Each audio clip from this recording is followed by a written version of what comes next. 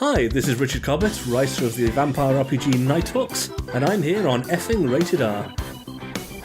Hello guys and welcome back to the Bamsters show. My name is Bam Havoc, and as always I have a partner in crime. My wingman in the hot seat tonight, guys, is a Draconis. Please introduce yourself civilly. What's up? Every time, bro. Every time. So what crime are we committing today? Well, believe it or not, Drake, a whole lot of shit's gone down in the internet again because it's the travesty of all travesties to beget all travesties. A video game studio has basically gone bust and have laid a bunch of people off. Telltale Games. Have you heard of them? I have heard of them. I haven't played any of the games that they've put out just because most of the stuff I play is either cooperative or multiplayer. I don't spend a lot of time. I don't usually have a lot of time playing single player stuff, so I just haven't gotten into their stuff yet. I must admit, I have played one of their games, and it was a Wolf Riding Hood game. It was ages ago. Really liked it, but I never really went back to it, if you know what I mean. I think that was Wolf Among Us, right? That's it, yes. Thank you very much, Wolf Among Us. You can see how much research I've done on this one, yes! I played the first installment, I enjoyed it, but I never really felt the need to go back to it. Once you played the game, I felt you sort of got the feel of the game, and then if you wanted to go back for that sort of feel, you went back to the game. I wasn't really looking for that sort of feel game, you know, so that's, nah, not my thing. Well, I've heard really good things about their games and about the storytelling in the games. Well, I should say I've heard really good things initially.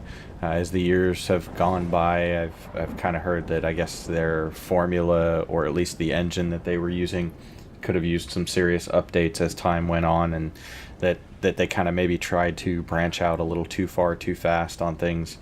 But overall, most folks that I've heard have played their games have enjoyed the stories and the playthrough of the game. Oh, don't get me wrong, I wasn't bashing the game at all. Or the company, believe it or not.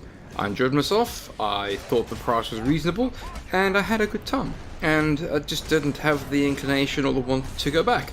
But as I've mentioned before, Telltale are going under. They've kept on a skeleton crew and fired everybody else. And now there's a class action lawsuit against them. And it's a lot of nasty things are being said. A lot of things are getting thrown about. There's reports of horrible working conditions, constant crunch times, people being, sidelined, and all sorts of bits and pieces that really doesn't make for a very good working environment. Which is why I think this has sort of led on to a class action lawsuit. Very interesting stuff, Drake. Yeah, I guess the reason the lawsuit may have some footing is because a certain it's called the Warren Act. The company is based out of California and up in the San Francisco area, and I guess they basically let go of employees without citing any cause or providing them any kind of advanced written notice, which is, I guess, one of the things that's required in this quote-unquote Warren Act. So they're using that to try and see, I guess, if they can get some more money. But if the studio is closing down and going bankrupt, I don't know how much they'll see. However, one of the other things that I have seen come out in the news about this is that there are other folks or groups that are coming forward that want to try and help to fund the final episode of The Walking Dead. So I guess if they were to publish and get that out, then maybe there might be some money for these folks to try and get some compensation from. It's a sad state of affairs where two armchair warriors, and I'm putting us blankly on the spot here, Drake, where two armchair warriors such as yourself and myself, right, get to pick apart the carcass that is Telltale Games with regards to what's going on in the media, with regards to what's going on in the company, and basically discuss other people's lives. It's a horrible affair if you think about it. When people aren't required in the video game industry, they are just let go. It's a sad, sorry state of affairs. It's not the first time this is going to happen. It's not the last time it's going to happen. EA shut down studios all the time. I hate to bring this up, but look what happened to CCP Newcastle. That got shut down, and thankfully Sumo Digital walked in and saved a lot of people's jobs and livelihoods. Thank you, Sumo, and all that bits and pieces. So with every door that closes, another 3 open. So if any one of you guys are out there that listens to the madness that is the Bamsters show, we offer you our deepest condolences. It's not a nice thing. And honestly, genuinely feel bad for not only the company itself. I know they are not necessarily the bad people here. Things are what they are, and all things being considered. And the people that work for the company as well. It's not a nice thing to be going through. I've been there myself. Companies let you go for whatever reason, thanks to the economic downturn nonsense, and it's not a nice thing. But I can say this for definite. Whenever one door closes, 3 more open. It's just which door you choose to walk through that will lead you onto the righteous path. Yeah, that's something that's kind of a sad state of affairs, unfortunately, with the gaming industry. I mean, you look at how much these video game companies make off of this stuff, and it's just so sad that the way that the game development cycle works, and we see it over and over again with studios, they ramp up on employees, there's this heavy crunch time, then the game releases, and they cut a bunch of staff because the staff is no longer needed to make or maintain that game. But the studio is reaping some rather huge benefits from that. And that is the sorry state of affairs. So I guess a little bit of a depressing topic in a way, but we wish those folks at Telltale's all the best. I know I've seen some rage-filled utterances on the interwebs from folks who apparently have been coming out of the woodwork and don't have anything good to say about Telltale, but you know what? Their games have provided a lot of people entertainment. People have really enjoyed those games, and I wish those folks the best of luck in finding new jobs. I agree with that sentiment as well, Drac. Right, people, ladies and gentlemen, as Drac has mentioned earlier on, a bit of a sad topic to discuss right now, but it's essentially the weekly news that's just been going on, and it's still a hot topic, if you know what I mean. Relatively, nerves are still quite raw and rare. Taking over from us is G and Dani. Drac and I will get out of our hot seats, and Drac and G will and Dani and G will take over. And so stand by after the break. We'll switch seats, and that'll be that. And for those of you who maybe don't know, Dani was a guest of ours on a Comic Shop Talk episode a while back, and she's going to join G on an interview about the Nighthawks visual novel, basically, type game. So stick around, because that'll be an interesting one that's coming up right next. Welcome back, folks. It's Danielle Woodford here, and you're listening to the Bamsters Rated R, with me and G interviewing Richard Cobbett about his latest game, Nighthawks, which is in the last few days of its Kickstarter now. And we're back again. Yes, hi everybody. Been a change of the guard, and now it's time for a small interview, but this time with a little bit of a twist, because I have a special guest host helping me out this time. Now, some say our guest and our host, etc. doesn't need any introduction, but I think this one definitely deserves, because she is the community manager at Studio Saum, where she's working on Disco Elysium. She's former working at Player 2 PR, where she's kind of got her little name into the titles for Dark Side Detective, and worked at Lionhead Studios, EA, and Hutch Games, and not least but last, something like that. She's a bit of a rad enthusiast.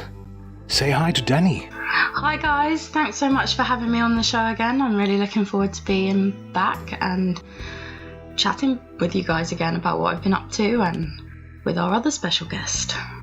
Oh, absolutely. I was just checking. It's been just over a year since you were here last time. Episode 82. Wow. Wow, it feels... Wow, that's insane. Well, it's been a bit of a year for you, I would say.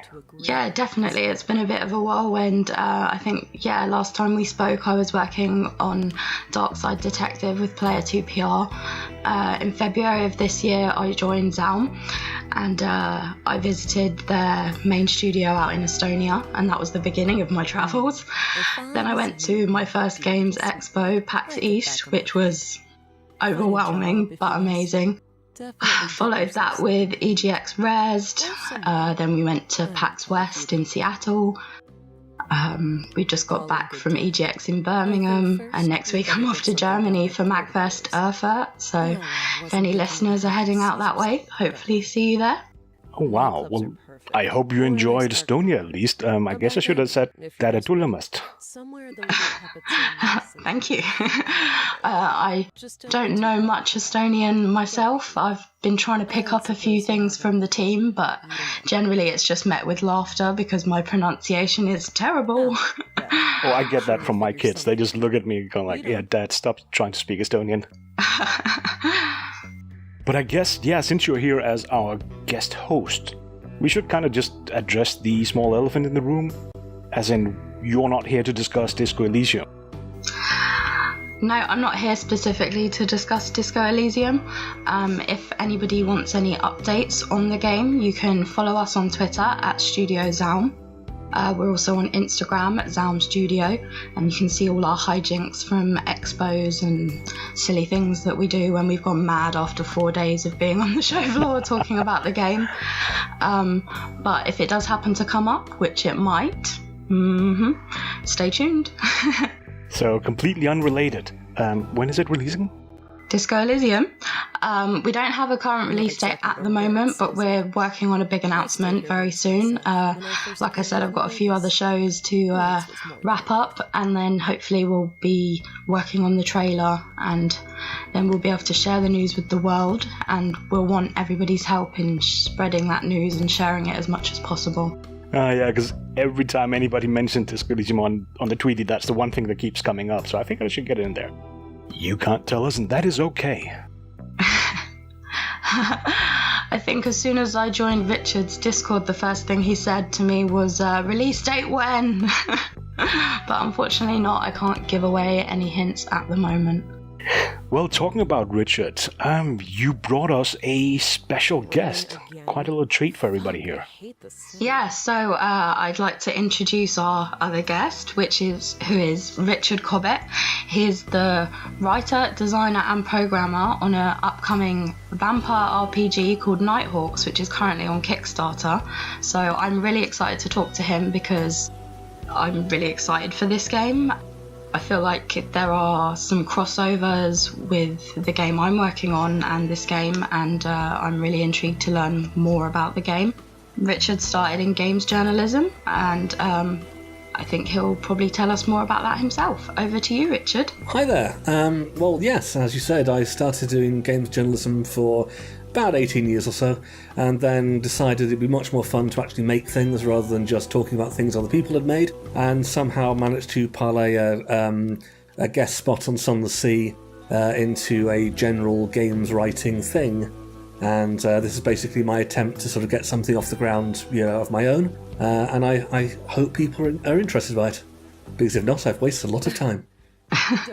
Well, I think the concept of Nighthawks is really interesting. Would you just like to give us a bit of an overview of it for maybe listeners who aren't aware of it yet or haven't seen the Kickstarter? Yeah, absolutely. Nighthawks is basically my answer to the question, what would happen if you mixed Vampire the Masquerade Bloodlines, one of my favourite RPGs, with Sun the Sea, one of the games which I've written on. And it's basically set in a modern city where the big twist from most things is that vampires aren't secret. They've been exposed to the world not that long ago, only a few years, and a bit like True Blood and a couple of other things like that. It's basically about the world trying to decide what happens next. Because you've got the standard human society, which you probably know because you're part of it, and then you have this whole how vampires have been living in secret and mostly not running the world, like in something like Vampire the Masquerade, but being a bit more like feral cats, kind of very individualistic, sort of sticking to themselves, and now basically they're in this position where they can be part of the main world again. Except that not everyone's entirely happy about that for fairly obvious reasons. And so the game basically takes place in the world's first sanctuary city, which is a place where if you're a vampire, you can go there and you can have amnesty for all of your previous crimes on the condition that you reveal yourself. And so there's a big argument kind of going on about whether or not, is this actually the next step towards a peaceful, society? Is it just trying to get all the vampires in one place to crush them? Is it somewhere in the middle? Basically, it's like a really kind of fun political situation on both sides of the argument. You say Vampire the Masquerade, not so much Blade then, I assume. We're kind of borrowing from a lot of sort of different vampire stories and folklore.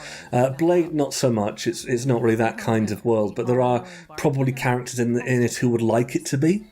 So we have, vampire hunters, we have all those sorts of things, but we're trying to take a slightly different spin on it. So, for example, when it comes to vampire hunters, what you generally think of is like the Van Helsing type, and I mean the awful movie as opposed to the Doctor from Dracula who wasn't a vampire hunter. One of the most annoying things people get wrong about that book. But the sort of people sort of dressed in leather and kind of wielding crossbows and so on. Okay, we've all seen that. My interest is kind of more in, let's say, for example, you're a devout young Christian or other religion, but you're in that situation. You genuinely believe that you're surrounded by monsters. What do you do about that? And so we've got the idea that you might have a vampire hunter who's just basically a 17-year-old nerd who just passionately believes that vampires are evil. And you might have other people who are trying to manipulate that in order to basically have like an army of child soldiers. And that's just like one example of kind of like how we're trying to kind of give the whole vampire thing a bit of a spin. But it is based on folklore from around the world. We have 5 what we call blood origins, which is sort of they're not nationalities in terms of the people. They're kind of where their individual strains of vampirism come from. And they are, we're trying to do the list now, Imperial, Alt Country, New World, Mandarin, and Continental. So, for example, the Imperials are British and they're kind of a bit alchemy-focused, always sort of trying to refine their bloodlines and kind of sort of find the ideal people around the Empire. They're very much like the spirit of colonialism. And then you have the Old Country. They're kind of more based on the more monstrous idea of vampires, the Slavic folklore and things which sort of hide in the woods and at the bottom of mountains.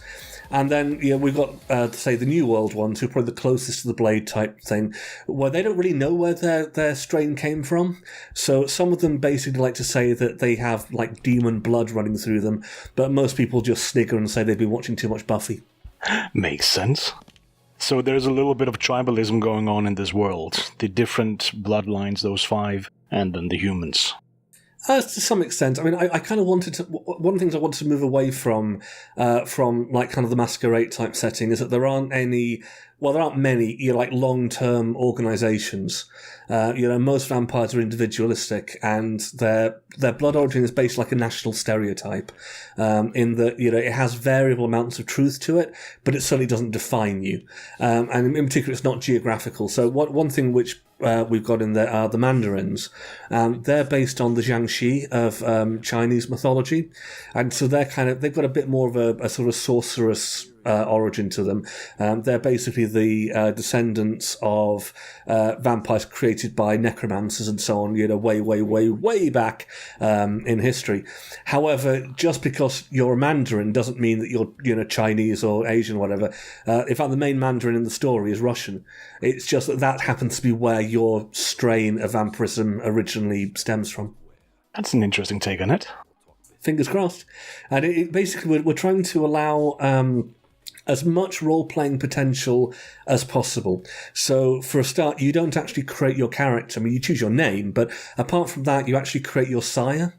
And so you choose their blood origin and their obsessions and a few other things related to them. And then the idea is that your character is then influenced by that, but you're your own person. And then we don't even ask for, say, gender.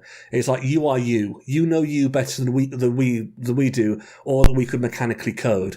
So, if you want to be, I don't know, a blade-type vampire, we give you the tools to be a blade-type vampire. If you want to be a hairdresser who's never been in a fight in their life, we can do that. And likewise, if you want to be, non-binary, if you want to be trans, if you want to, male, female, all of this kind of stuff is very much up to you. We're not going to sort of jump in and sort of say, no, you have to fit within these small boxes. Basically, our rule is that everybody deserves to be a badass vampire. And that's very much something which I've kind of borrowed from writing on Sun the Sea and Sun the Skies, where again, you choose a term of address, but you don't actually have to sort of state anything else about you. You are you, or whoever you want to roleplay at the time. I really like that as a concept. I think it gives the player a lot more freedom, like as you said, to roleplay, which I personally think, sometimes people get a bit caught up in what's a role-playing game, what's an RPG. Like, we found that ourselves. But, it's about role-playing a character and giving the player the freedom to feel like they're that character, not necessarily feel this role that you might not connect with initially. Absolutely, and that's one of the main reasons why we're doing it. The other one is that, put simply, there's a huge amount of the market who are just not catered for, and you see it both directly in that there are some people who just will never see themselves in a game because they're not, considered a core part of the market unfairly, and then also you get cases where people might technically be there, but it might not necessarily be how they want to be. So the example I would give with vampires is if you play Vampire the Masquerade Bloodlines, a game which I love, by the way, I'm not in any way trying to badmouth it, but if you take a male character in Bloodlines, generally your costume choices are, suits and, leathers and so on. The female characters tend to dress like strippers. And there's nothing wrong with that if that's what you want your character to dress like, but it shouldn't be, forced upon you. So the way which we're doing it in Nighthawks is that you never actually see yourself as such. But you can go and, buy clothes, you kind of buy accessories and so on to kind of like mentally role play what your character's wearing. But there's no line anywhere in it which will stop you from kind of dressing as you want. If you want to play an incredibly tough biker who nevertheless dresses in a tutu or like in a giant sausage costume or something, that is totally fine. The only thing which we take from that is a few basic tags. Like if you're, wearing all leathers, then you're probably not going to get in through the front door of the opera house. And if you're wearing a suit, then again, chances are the people in the local biker bar aren't going to take you seriously.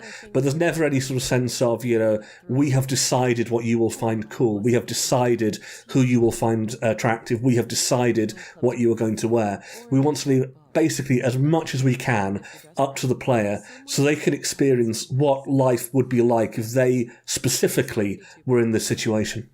I just want to kind of agree with Dani. Yeah, this is actually a very nice way of approaching it. Because to most people, when they see that RPG, there's some stats in the game. Good, that's it. There might be levels. That is it.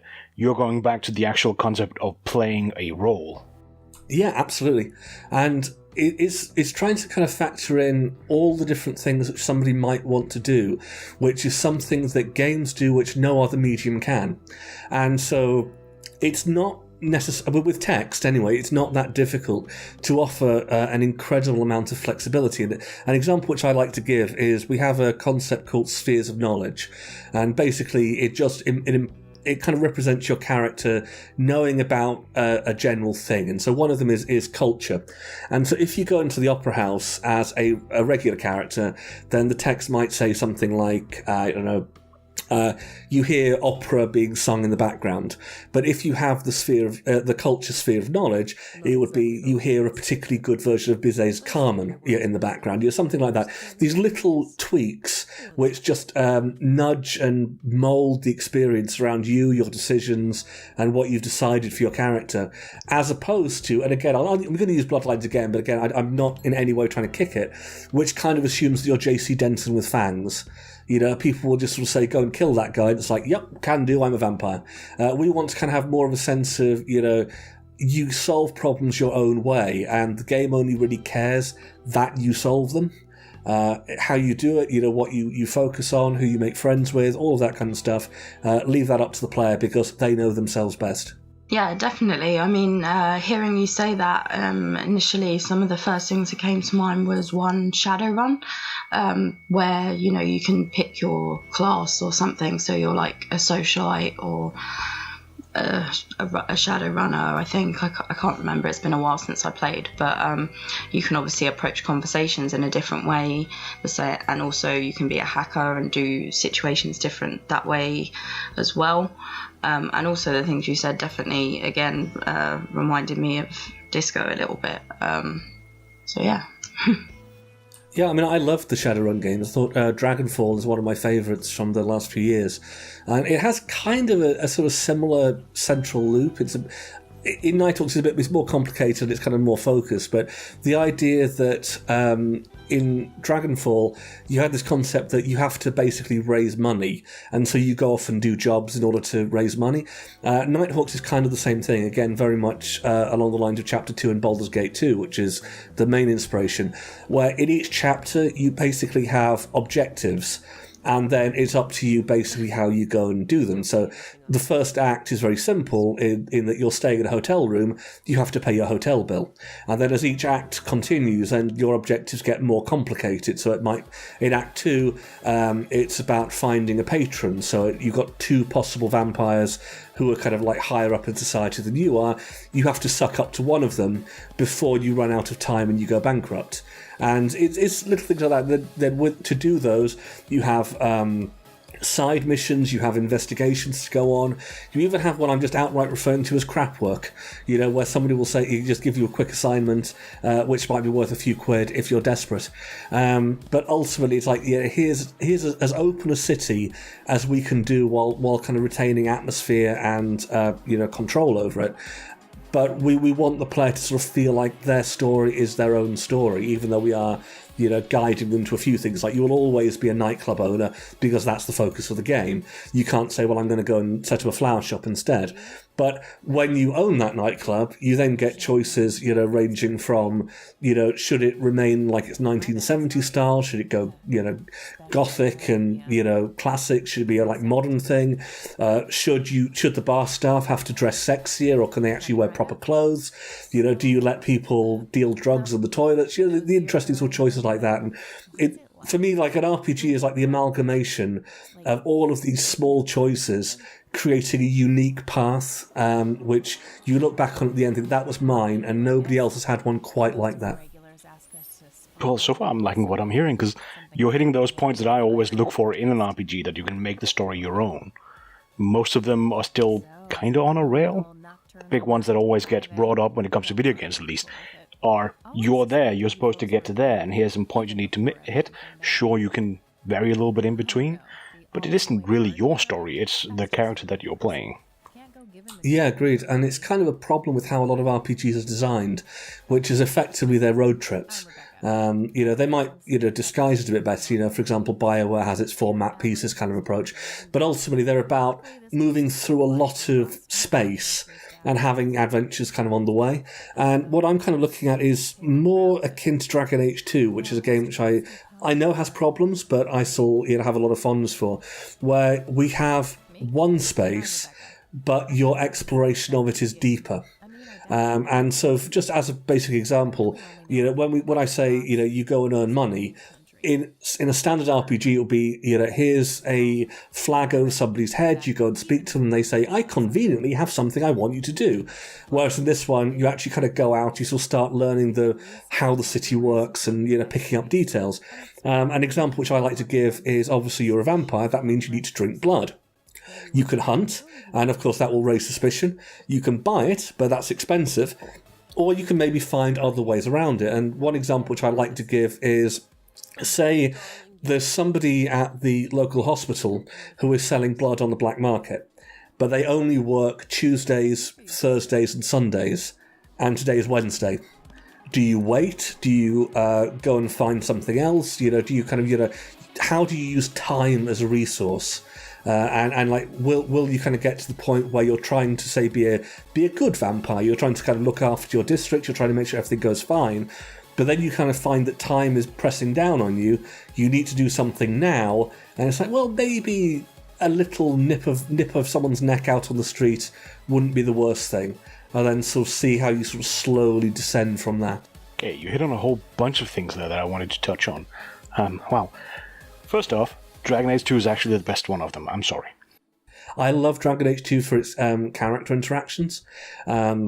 Aveline and Isabella, I was blanking on their names then. The whole thing with Varric and Meryl.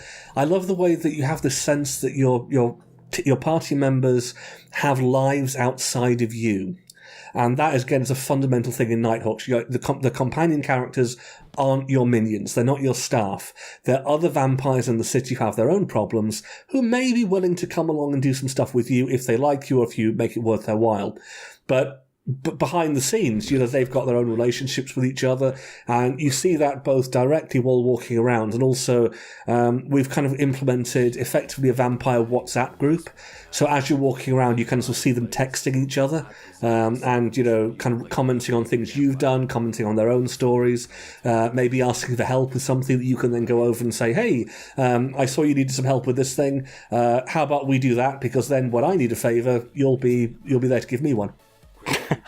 Okay, yeah, you ran off again. Wow, it's difficult to keep you in one place, isn't it? Sorry, I do that.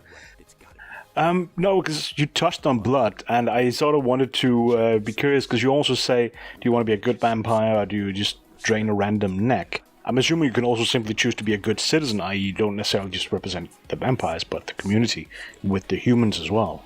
Oh yeah, absolutely.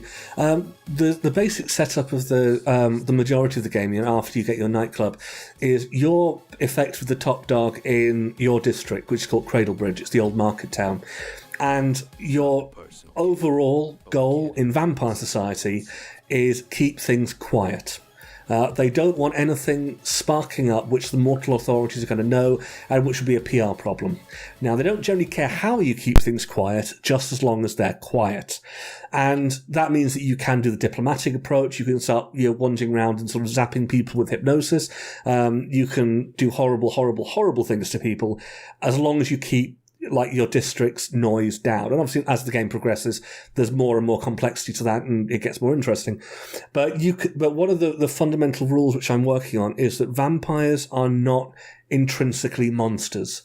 There's no morality stat, there's no humanity, there's no beast. If you get too hungry, you will probably wake up kind of covered in blood, having done something terrible. However, if you're just kind of wandering around kind of day to day, you can subsist. There are soup kitchens, you can buy the stuff, you can get volunteers who'll be willing to kind of give you blood. You don't have to be evil. If you do want to be evil, wow, are you going to have a lot of options for doing that? But I think it's just as important that you can be the good vampire, the one who people look up to and respect, as well as fear. Just curious. Soup kitchens, you're a vampire? Blood soup? Blood soup. Like I said, vampires are legitimate now, and so the government basically has a soup kitchen down in Cradlebridge, which effectively only serves abattoir runoff. It's extremely poor quality blood, but it's enough to basically stop vampires from frenzying and kind of, ripping people apart and so on. But they're doing it with incredible reluctance. Effectively, nobody actually wants you in the city. They've only agreed to it because the city's bankrupt, so they've basically been told, either you do this or you don't get any more funding. And so they've kind of, gritted their teeth and been fine, we'll have the bloodsuckers. I love that as an idea. Thank you. What I'm kind of seeing is that, that choice plays a really heavy role in the game and seems to be one of the themes, freedom and player choice. And earlier you mentioned about the player being able to choose the kind of clothes they wear and that might have an effect, and, talking about the clothes in the nightclub and whether they can be sexy or not. And I just wanted to touch on that because I liked something that I heard you say in another interview, and I don't know if it's still going to be the case, but I'd like to think so, that you're not going to have any strip clubs in the game. Absolutely. No strip clubs. None. That is a cardinal rule. That there are no strip clubs, and sex workers are not free blood. Because that annoys the crap out of me in other games like this. This whole idea of, just go and grab a prostitute. It's like, no, that's sick. So while there is a red light district in the game, it's called Angel Breach, and there will be things like, I think there's probably a plan for a burlesque club, but there aren't going to be any strip clubs and, brothels and that kind of stuff. Where not because I find it offensive, but because I find it really boring. It's just the stock thing that all games seem to do nowadays. Like, here's the mission in the strip club, and and I just see it and I just yawn. I agree. I mean, don't get me wrong, for people listening, I'm not one of those kinds of people or anything. It's just, what I mean by that is that, again, like Richard, I don't find it offensive. It's just so tropey. And it's not just video games, it's movies, it's TV shows. Every time there's anything dodgy going on, Ozark, Breaking Bad, all those sorts of shows, there's always a strip club, and it's just always seems so gratuitous. And it's like, if you're going to have sexy times, as I know Richard likes to call it, make it a bit more interesting. Don't do the same as everybody else, because it's boring. It's like cyberpunk people with the trope of, the naked lady. Like, why is it always a lady? I know for our lead writer and designer, Robert, for Disco Elysium, he talked about this in a talk the other day. He really wanted the dead body in the game to be a middle-aged man, because he was also just kind of sick of the trope. I think there are cases where, fine, that stuff is fitting, but I tend to find that most of it is just, this is awkward. There was a case in like the Cyberpunk 2077 demo, the rolling demo, which you can watch online. I haven't seen anything else of it, where the main character is basically there to rescue a woman who's sort of gone off the grid, and she's sort of lying naked in a bathtub, having been stripped for parts or whatever. And all right, okay, that's fine. I kind of wish you hadn't done that as your intro thing, but in concept fine.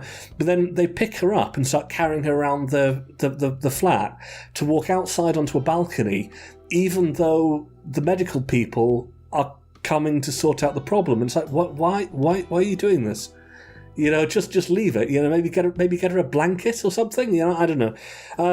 And the thing for me is that this urban fantasy is, to a large extent, a sexy genre, and I've got no problem with that. However, I like to do something more than here is a naked lady, and so it's like, when we do sexy, it has to say something. It has to be funny. It has to be interesting in and of itself. And an example which I'd give, the most gratuitous thing in the demo, is that the bartender at the nightclub, Becca, is basically falling out of her shirt because it's far too small for her.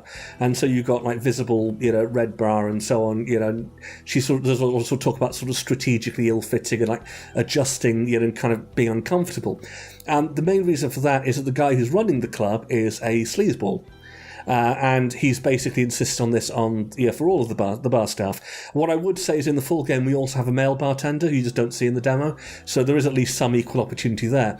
But one of the first decisions which you make after taking it over is your manager basically says, our bartender has been just asking if maybe we could do something about these shitty uniforms, and then you just get the choice that yes, you could have a proper shirt now.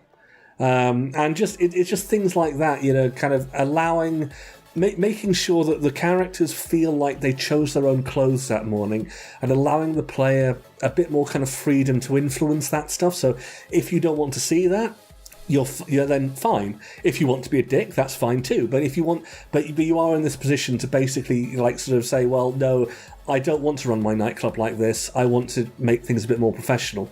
And again, later on with the other characters who you kind of meet, there will probably be naked people. There will certainly be sort of sexy scenes, but they're never just going to be background wallpaper for the please take a picture of this and make it your desktop. Yeah, I mean, from what you said so far, I have full faith in you that anything like that, it will have been thought out. And yeah, like you said, when there is a need for it, when the situation calls for it and it's handled well, it can be done really well. Yeah, it's just when people don't really think about it or think it through I just would jump in quicker that I think for me the big thing is I don't care what a character wears as long as it feels like they would wear it. And so, for example, if you take a look at Madame Lux, who the stage magician from the demo, she's basically kind of wearing corset. She's kind of fairly cleavagey. She's sort of very much dressing sexy. But that fits her character, and not every female character in the game dresses sexy. We have another one who's basically a scientist called Morgan, and she does not dress like that. She sort of dresses in lab coats and protective gear because she's sort of running a meth lab and has no real interest in kind of parading around the town feeling a bit chilly. And it's really, for me, it's a case of finding that balance, and sometimes I think you can have that balance by being funny. One of the characters who you don't see in the demo, is a pirate called Inez. And Inez's story is she was effectively an incredibly feared pirate queen back in the golden age of piracy, who ended up effectively being defeated and spending the last few centuries at the bottom of the ocean in a wooden box. And as part of the storyline, basically you open the box and you bring her, back into the modern era.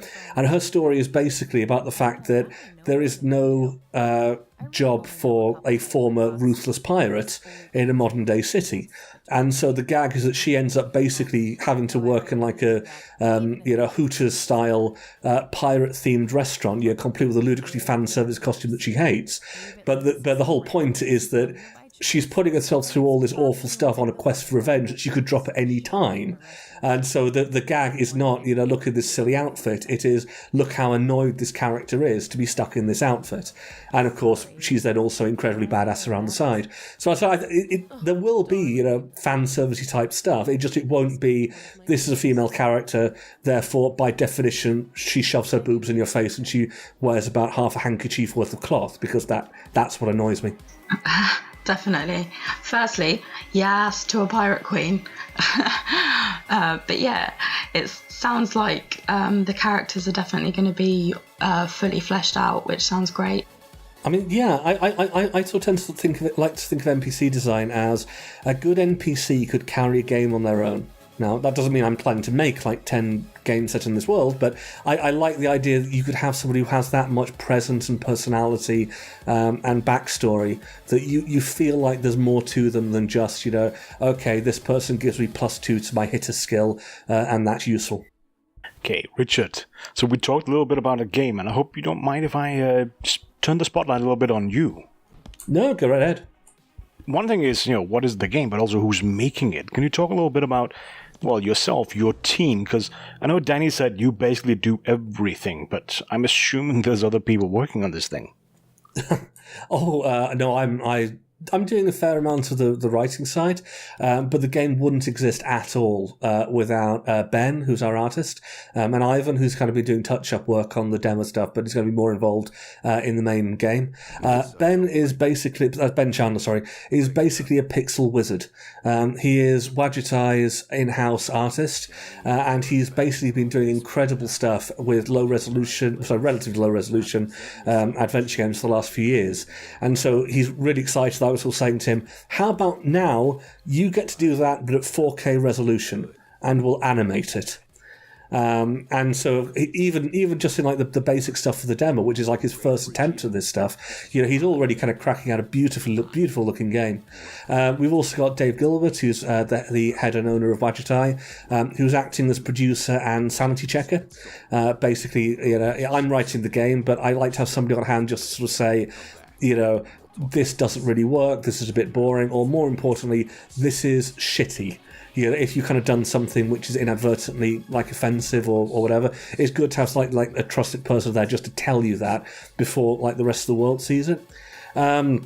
And of course, it wouldn't exist at all without the Ink system from Inkle, which is a text-driven narrative language, effectively, which I've kind of using a Unity implementation of. But it's amazing. You could write almost any game in Ink, and it would be endlessly easy to do.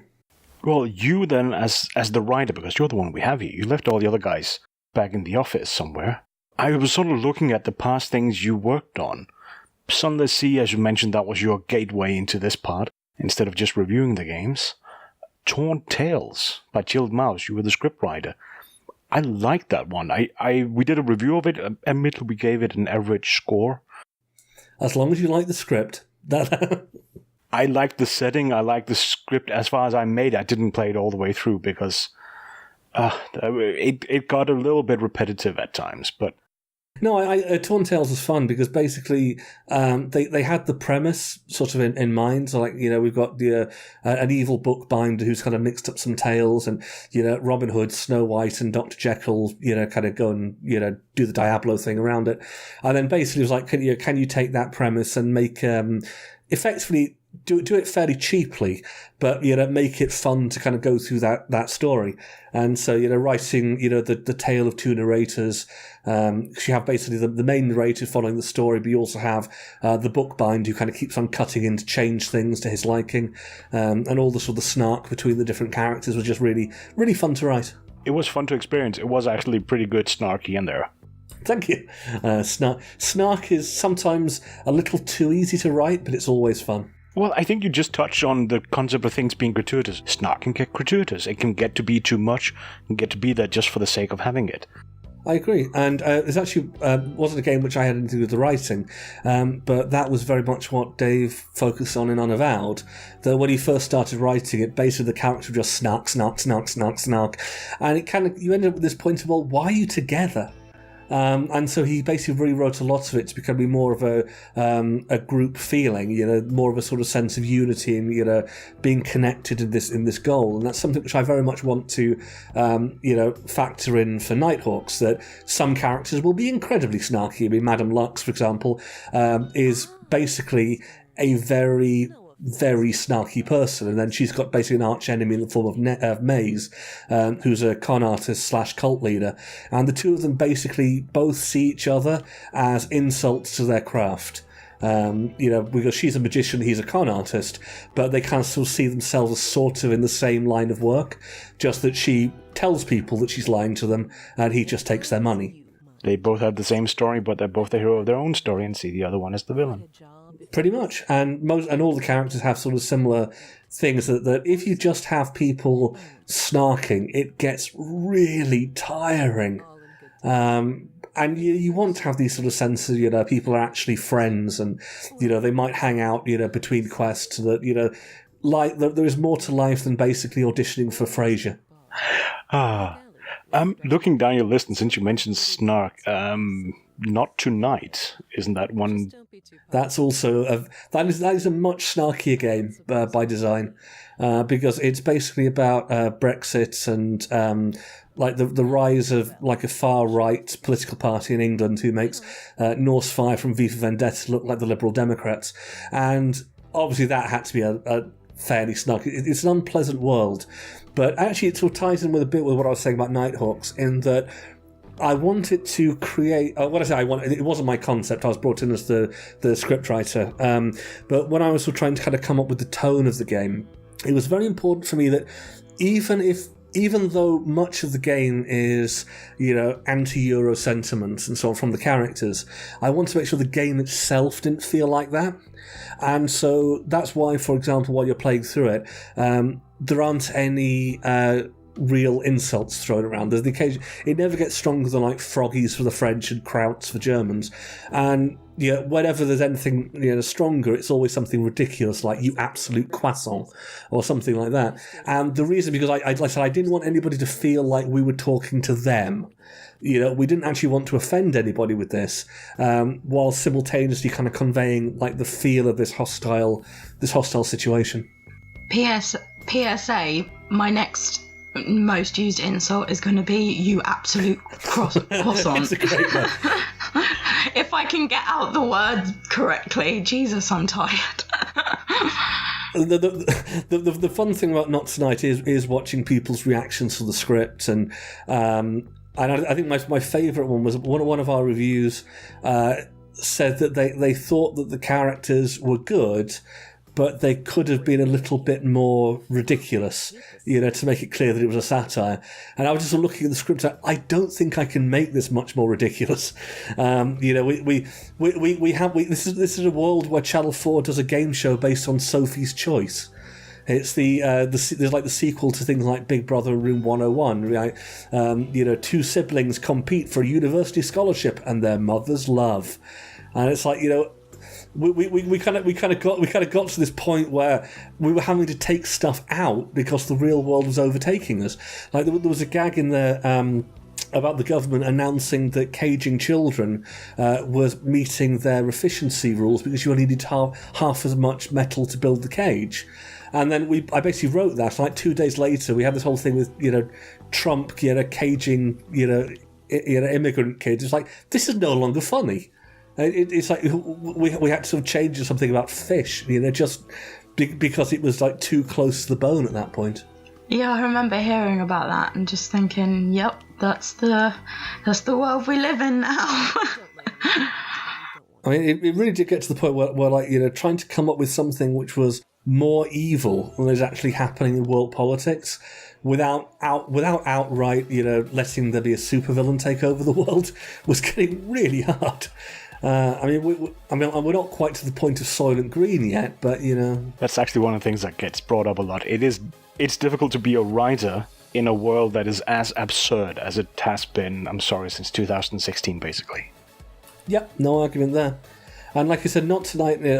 One of the awkward things about it is that it's not actually as political as it sounds, because it is a ridiculous situation. It's an intentionally ridiculous one. It's like, you know, bouncing off, you know, Brexit as a premise, but it's not actually saying this is what Brexit is going to be like. It's like when you had a Cold War story, you know, turning into the nuclear apocalypse. You know, it's very much a sort of starting point to do a whole lot of like, you know, very dark humour, but nevertheless humour. And the more I think that most people who've played it have quite quickly kind of cottoned onto that. Okay, they're not actually, you know, trying to sort of do like an anti-Brexit thing. You know, it's you know, these characters are cartoons, but the idea is that within the cartoon, you also feel something for the characters. You know, whether it's your next door neighbour who basically gets falsely imprisoned, whether it's Dave, who's kind of like the friendly racist, effectively. He's a really nice guy, but a bit dim. And very much, even though he's really trying to be an ally, he still has the us versus them like thing kind of like rooted deep in his mind. And so it's kind of funny to sort of see players, you know, who will sort of start off kind of going, oh, this guy's a dick. And then by the end of it, you know, so start being, he's trying, you know, that's our Dave. And things like that, I think, yeah, kind of the most fun thing of watching people play that game. Actually, I was trying to arrange to do a bit of a live stream of it, being sat down here in Brussels and then doing the full Eurocrat complaining about the Brits and Brexit on Not Tonight, but it never went anywhere, unfortunately. Well, if you ever want to, it's I think the script is pretty fun. There's like a lot of I mean, it's not obviously a sort of deeply kind of character-driven thing, but I am pleased with sort of some of the gags, and it took forever to write all of the individual pubs that you can kind of basically be a bouncer for. All of them kind of need about sort of 10 different ways of saying, basically, do 3 jobs for me and become my head bouncer. And kind of by the end, it's like, I can't phrase this in any other ways. but we managed to pull it off, and I'm really glad that obviously there's been a lot of pushback from a lot of people, including quite a large proportion who never actually played it. But I think the people who have played it kind of very kind of quickly see, okay, this is what the game is, and they found it funny, you know, for the most part. And kind of as basically a comedy writer, people finding it funny is my top priority. If it makes them think, awesome. Okay, I guess we should kind of go back to the game we're here to talk about, Nighthawks. Oh yeah, that. Yeah, that one. The one with the vampires and less... It sounds awesome. Everyone should pledge to it. Full disclaimer, if we get over 100,000 grand, I am going to take the money, steal it, fake my own death, and move to an island full of cats. So, Kickstarter. But yeah, you are on Kickstarter. We should probably mention that at this point. We should probably have done that right from the beginning, because there's not a lot of... Nighthawks-game.com. There's not a lot of days left on the Kickstarter, so anybody listening to this, run over to the Kickstarter, pledge however many hundreds of pounds you can. I'm assuming they're not worth anything anymore, those pounds. Pounds? Nah. That's why you can just give us all of them. It's fine. Back this game, because it is slightly different. It's not, sorry for being snarky in the beginning and going, this is not Blade, but it isn't. It isn't an action game. It's an action game if you click really, really fast. Yeah, which then spends all the minutes. It's a lot more than that. Precisely. There is definitely kind of elements, I said, of a lot of sort of different things, but what interested me most is the social side of, you know, like vampire life and the politics that kind of come from that. Obviously, there are obviously, a bit like True Blood, there are obviously some parallels that you can draw, but it is primarily not intended as that. It is very much like trying to explore this specific situation. And part of that will be throwing down. You will be able to fight, but the stuff which interests me is more that you can have as just as much of an exciting time at a dinner party full of ambitious political types as you can having a brawl on the street. And the main difference is that the guy in the street probably just wants to knock you out and steal your purse or your wallet. The people at the dinner party want you humiliated, crushed, defeated, and never heard of, so they can sort of swoop in and take your territory. And it's that kind of drama that I think text lends itself really well to, especially when you've got great voice actors as we have. We've got people like Ivy Dupler playing Lux, we've got Ariel Siegel playing Becca, and Ben Britton doing Tancredi, the mob boss. And the best thing I can say about their performances is that originally voice acting was going to be a stretch goal. And we kind of put in, Dave basically organised the voices we required for the demo. I kind of put them in, and then it was immediately, no, we can't make this without voice. It's just the amount that this adds is just way too much for it to be an optional. Okay, so basically I'll go down my list of questions where it says question if it's fully voiced, and yes, okay, done. It's mostly voiced. The way that we're working is that the narration isn't voiced, but whenever you have a major character talking, then they'll be voiced. I would say the voice acting, at least so far in the demo, is pretty good. I'm kind of loving the voices. They work quite well for those characters. Yeah, agreed. We're kind of very much looking for, like I said, strongly individual NPCs. And so, they can be a bit more, they can be a bit theatrical, they can be a bit dramatic. And we're trying a few kind of clever things that I haven't really sort of seen a lot of. So the idea is that the voices should be kind of kicking up about the point where your eye kind of reaches their line of dialogue. Rather than it kind of sort of starting immediately being out of context. As you're kind of reading down, it'll sort of feel like kind of parts of your mental narration. And then, of course, for where we've done the game here, for things like streamers, you'll be able to kind of turn the voices off if you want to act out yourself and all that kind of stuff. But I think as a starting point, it adds so much having the voices and the background sound effects and, rain beating against the ground and like cars going past. And when you sort of click a button that sort of says, ring the bell, hearing a bell, that whole soundscape is really important to us. Just a small note, as you can probably hear from my voice, we're not all natively English, so reading speed varies a lot. Well, we're going to have a tweak on that, but it's really just more as a rough goal. It should be kind of kicking off then, rather than just kind of playing immediately so that something is out of context. Okay, so since we're going through the questions, just catching up, because not that much time left, we see the bartender. Is it me, or does she look like she's a ripoff from Willow from Buffy? Alison Hannigan. I don't know. Are you a ripoff of Willow from Buffy? Well, it looks a little bit with the bartender. That's what she's. Well, I would say that she has red hair, and that's most of that. I think most redheads will tell you that they're always told that they look like whichever redhead is in the news at the moment. I would say that Becca's not designed to be like Willow. A few people have kind of mentioned that, but she's I don't know. Not there's anything wrong with looking like Alison Hannigan about 20 years ago, but it's not intended. I should say I am redheaded. Just note. Not have people compare me to random people from news. Well, I think generally I can hear that more from women, that whichever kind of current starlet is like kind of, oh, you look just like X, and either way, not intentional. But if Alison wants to do a guest voice, I'm sure we'll be very open to that. Oh, I could imagine you would, yeah.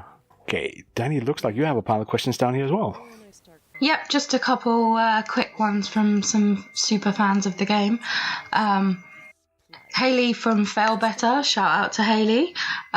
She was asking if there was any more info about companions that you haven't mentioned yet. You did mention the Pirate Queen earlier. Are you able to say whether she is a companion or...? She absolutely is. The way we're kind of doing companions is a little bit at least the plan, and if this doesn't end up being fun, then we'll change it. But the plan is that there are going to be more companions than your average RPG, and they're going to do a bit more for you. So you'll be able to kind of like assign them things to research for you, and also travel with them. But the downside is that you've also got to make it worth their while. And so Inez, for example, is very much a companion. So we have her flashback story, where we find out how she ends up in that position, and that's playable. And then during the main campaign, she's basically seeking revenge, and that's like her driving ambition. She's basically trying to raise the money to get her revenge on, I won't say, but somebody, and that's why she's sort of working at a shitty restaurant and all of that kinds of stuff. And you basically will be able to kind of pair up with her, and then as you're walking around the city, she'll comment on things. She kind of affects your stats for plus negative, and you can as well as using like that in combat, you can also kind of call on her specific skills when you encounter a problem. So, for example, this was just off the top of my head, it might not be a thing, but if you found something written in Spanish, it would be, Inez, can you translate this? Or if you have languages modern, then you could do it yourself. Something like that, And all of the characters basically are kind of sort of built along the same kind of sort of setup. So we've got about 10 of them, I think, currently in theory. That might get whittled down a bit. But there's a fairly big range, going from, like I said, Maze, the cult leader, con artist, Lux, the stage magician, Inez, pirate queen, Morgan, she's a disgraced scientist who's trying to find a cure for vampirism.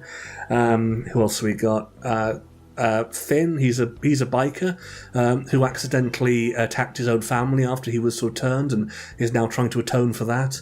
There's quite a few. There's quite a few of them. I think people will find a nice mix, and they won't all be available in a single playthrough because it'll kind of depend somewhat on your decisions and your blood origin and a few things like that. Awesome. Sounds good for replayability then. I'm getting more excited the more you tell me.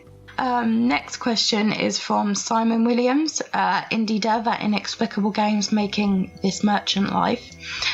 He asked 2 questions. One, what percentage of the text is planning to be pun-based? I'm going to try my best not to do puns for the most part.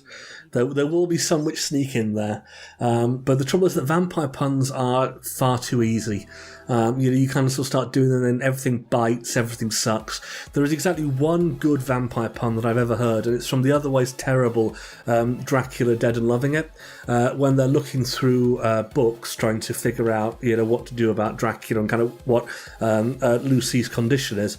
And it's and again, I'm paraphrasing somewhat, but it's like, do you have the history of vampires? No.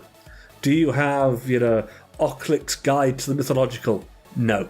Do you have Nosferatu? Yes, we have Nosferatu today! That is the only good vampire pun that has ever been done, and it's been taken. Yeah, I kind of agree with you there. He also said there's obviously loads of vampire fiction. Is there any in particular he's drawing from? And he also asked as a follow-up to that, do you like the movie Byzantium? Is that how you say it? Maybe? I have never seen Byzantium. I would say vampire fiction. Yeah, lots of it. I tend to kind of be more the classical stuff. Dracula, Carmilla, that sort of is sort of more the inspiration. Of course, world folklore. Most of, like I said, the blood origins are based on either the actual stories, or they're based on like extrapolations of historical things. So, for example, vampires are quite often used as a metaphor for things like hunger and rape and so on. And so the Imperials are basically that for colonialism. The idea of like these figures kind of sort of travelling the world in the black ships, effectively sort of finding the best and brightest around the Commonwealth and stealing them effectively and kind of making them one of them. And of course, sort of TV and movie wise, a lot of True Blood in the sense of I don't want to do anything very much like True Blood, so that's a kind of a good pattern to avoid. Things like Buffy and Angel mostly for the sense of humour. But I like the fact that they kind of sort of play it in an interesting way, to some extent, a lot of it's more trying to not do what other people have done because they've done it.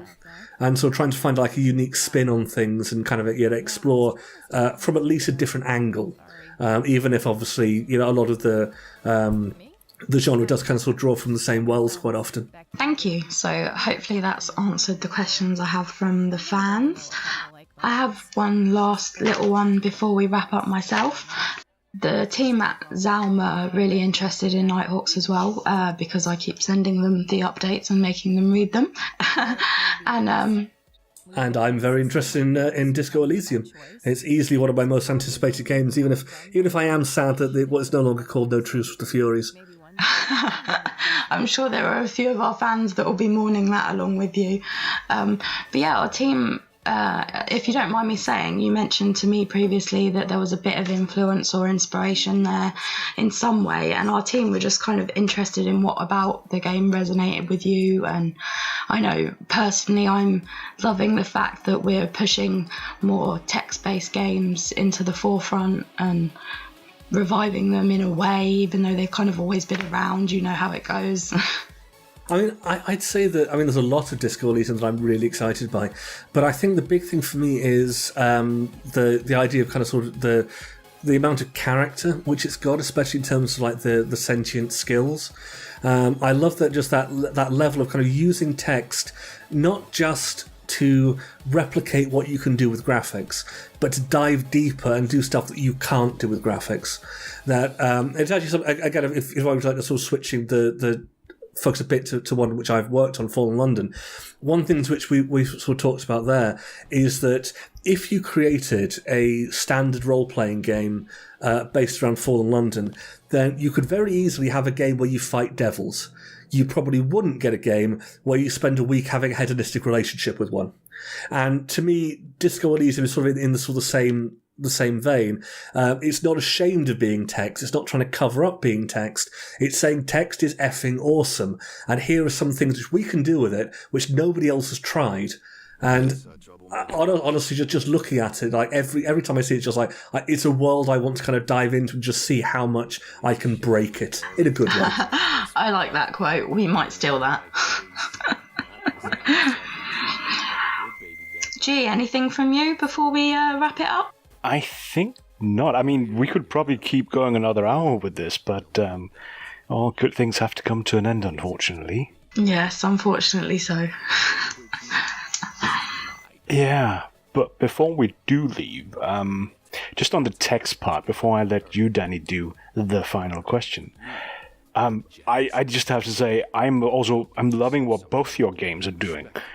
It's different from late 90s. I was working on pure text-based MUDs, like no graphics, just all text for multiplayer games.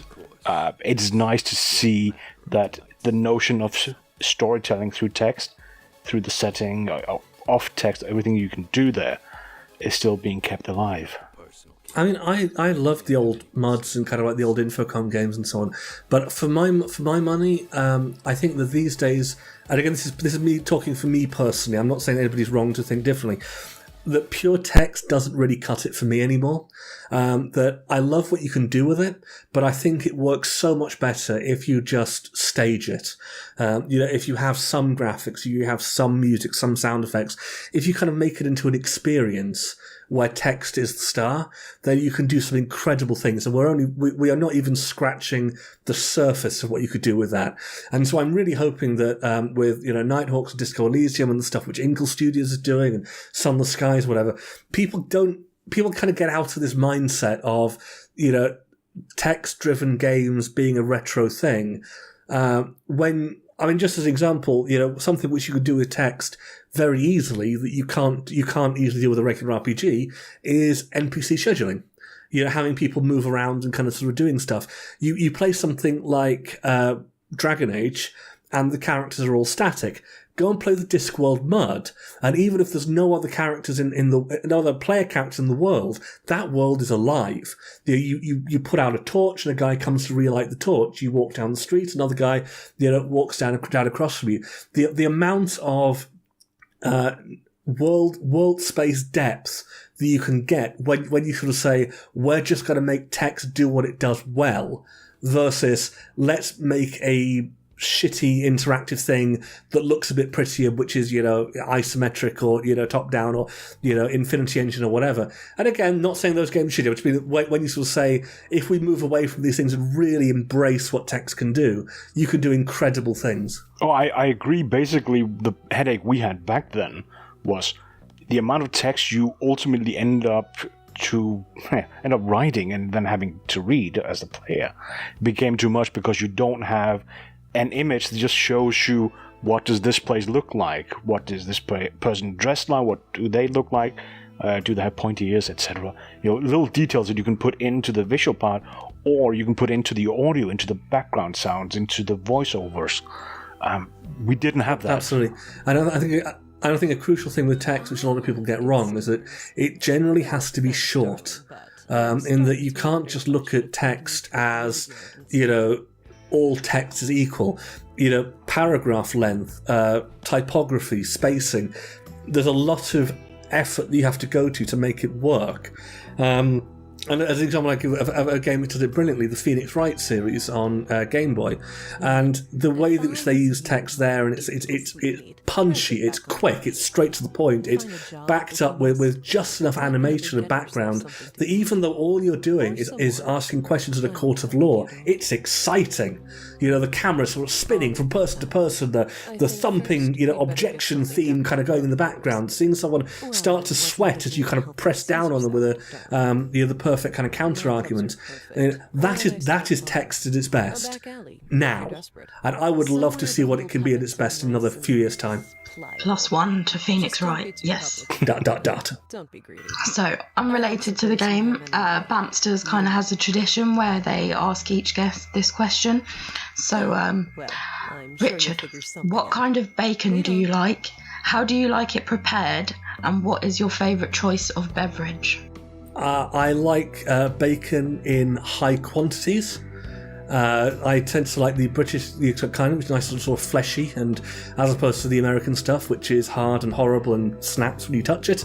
And beverages, I've always been a Coke man. I don't drink alcohol or anything like that. Although at the moment, I'm trying to avoid it, so I'm on an all-water drinking diet, which is miserable. And I would kill every single one of you for a can of Coke right now. I'm not going to mention the one that's in my fridge then. Oops. Buxton Still Mineral Water. It's not entirely shit. Put that on the advert. I feel you. So again, for anyone listening, if Richard, you just want to quickly tell them again where they can find the Nighthawks Kickstarter? Well, obviously you can find it by searching on Kickstarter, or you can go to nighthawks-game.com, and that will whisk you right there to spend your money. And if you happen to know any generous or capricious or forgetful billionaires, then now would be a very good time to steal their credit card. Well, I guess we're already well past the hour. Richard, it's been fun. Indeed, thank you. Yeah, sorry about that. No worries. I enjoyed it. And when Dani brought this game up, it's kind of like, okay, what is it? Or is it going to be another one? Somebody's trying to write a story, but reading about you and seeing the graphics, the voiceover, seeing the story bits that we get to see in the little trailer on Kickstarter, there's now a demo. And you can actually download the demo now. It was previously only a video, but now you can actually download the trailer. It's only like a vertical slice proof of concept kind of demo, but you can see it in on your own PC and looking a lot nicer than it is in like crunched down Kickstarter video. Yeah, I had a go on it just before we started recording, and like Richard said, it's really early, but it already filled me with such excitement because I just feel like there's so much potential there, and yeah, I'm really excited to play the full game when it's released. Then I can only concur, as everything that I've seen and heard so far is this seems really like a nice game, and I kind of want to play it. So, get your Kickstarter sorted and get the game out. Yeah, me too. I mean, it's very much a case of it's a game which I would really like to play myself. Nobody else is making it, so screw it. I taught myself Unity. That's the way to do it. So thanks for listening, everybody, and thanks to Richard for joining us to talk about Nighthawks. That's the end of this episode, and the guys will catch you next time. Thanks. And I guess I should also just say thank you, Dani, for being our very special guest host on this episode. Thank thanks so much for having me. And if anyone wants to follow my craziness, crazy life, you can follow me at Dani Woodford on Twitter. And Richard, thank you for joining us. Any last words before we hit the off button? You are quite welcome, and give me all your money.